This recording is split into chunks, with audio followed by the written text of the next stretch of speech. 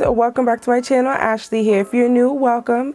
Thank you so much for tuning in. Please don't forget to like, comment, and subscribe and join the beauty family. So today's video is going to be a review on the new NYX Foundation. So if you would like to see how this look came together and my thoughts on the new NYX Foundation, keep watching. Alrighty, V, so I was able to snag the new NYX Foundation. So this is the NYX Professional Makeup Bear With Me Blur. It's a blurring tint foundation, and I had the shade 19 Deep Golden. So this is what the packaging looks like. I have not opened it yet. This is what the back looks like as well. So it just tells you some of the facts, and also that it's medium coverage, and it's supposed to give you a matte blurred finish. And yeah, so I'm excited. NYX hasn't dropped a foundation I liked in a while. I do have the Can't Stop Won't Stop, but the NYX the Total Control drops, that was bomb before it was reformulated. I think they did change it. So I had it when it first dropped. When I used to work there, when I tell you that formula was chef's kiss, it literally blended into my skin like butter. So anything blurring has me in a chokehold. So let's get started with this.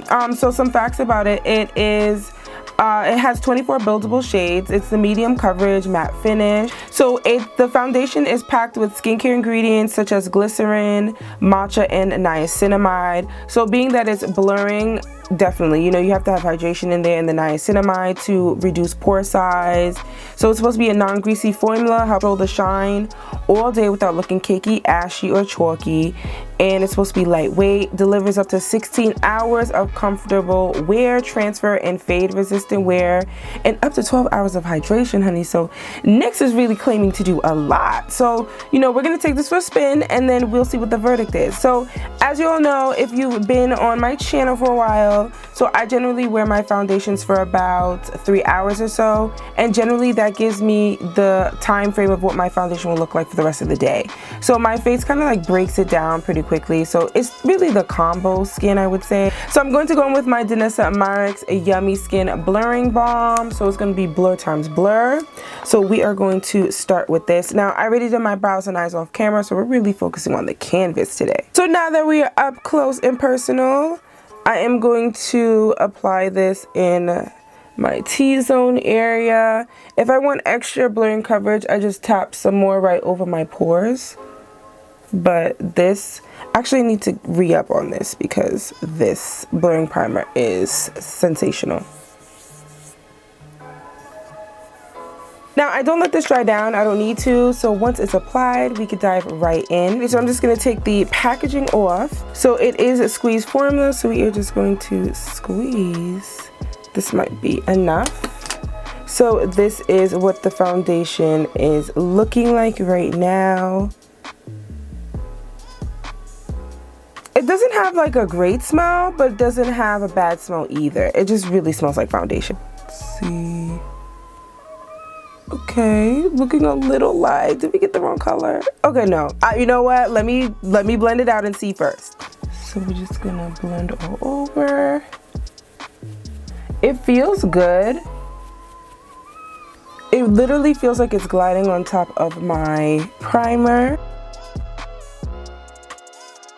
So it is blurring immediately, like it's really blending in with my primer, and it's just blurring everything. So far it's looking good in terms of the blurring. I'm just like really waiting for the color to settle in, because sometimes it might look a little light at first, but then once it settles into the skin, it blends right in. Alrighty, so this is one layer. I feel like it might be like a hair too light, but that's fine. That's fine. This is doable.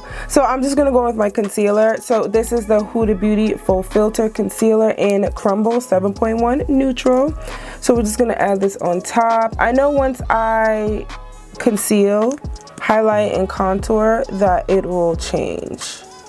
And it could be that my primer might be a little too matte, but quite honestly, some of my other primers, I still tend to get oily like after an hour. So I would rather it be a little too matte now and then kind of just settle in like an hour or 2 hours from now, and I'm not as oily as I would be if I use a different primer. So we are just really taking it as it goes. It's really tough to find a primer that controls the shine. It's tough. Since Becca went out of business, left us high and dry, honey, it's been rough. The contour, I'm going with my e.l.f. Putty Bronzer. This is in the shade Sunkissed. So I'm just going to catch these cheekbones.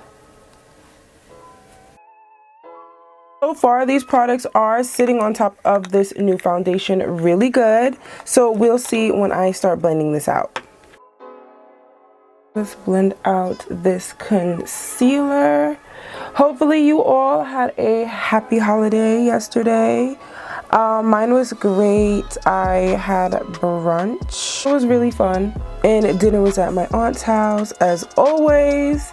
So I had a really good time yesterday. It was just nice, and we got to do Secret Santa, which was really cool. So the only thing about Secret Santa though, my Secret Santa already knew it was me, because who else is gonna ask for Sephora? But it was just great to be around good vibes, family, and you know, it was just a breath of fresh air. So I hope you all enjoyed your holiday. I hope it was safe and happy as well. And we still have one more to go.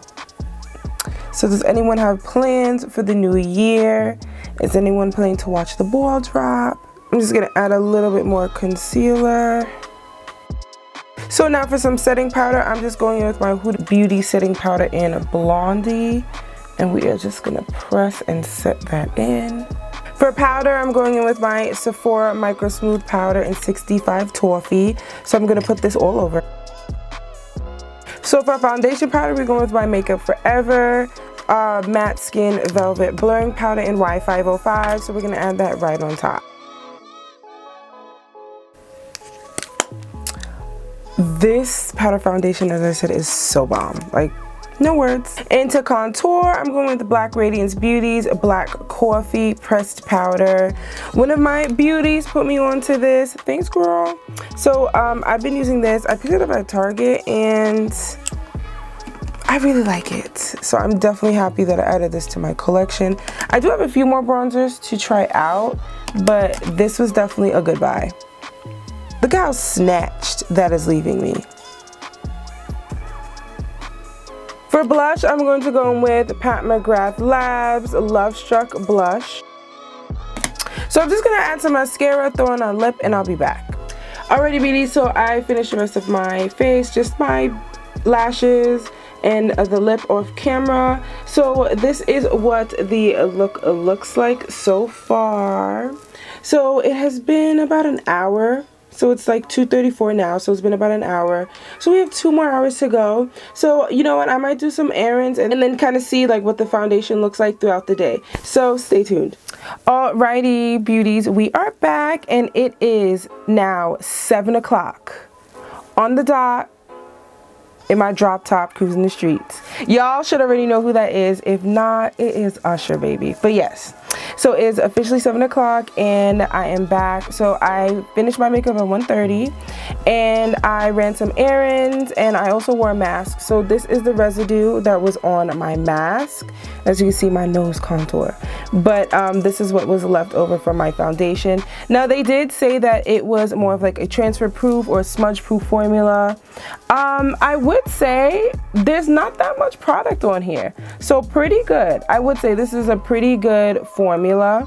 I think mostly this might be like my powder on top, but I did try to like swipe a little bit before I left and I didn't really see any residue. So I think this is pretty good because I had the mask on for like over an hour. But this is what my face looks like from 1:30. I have not blotted. I have not added any powder.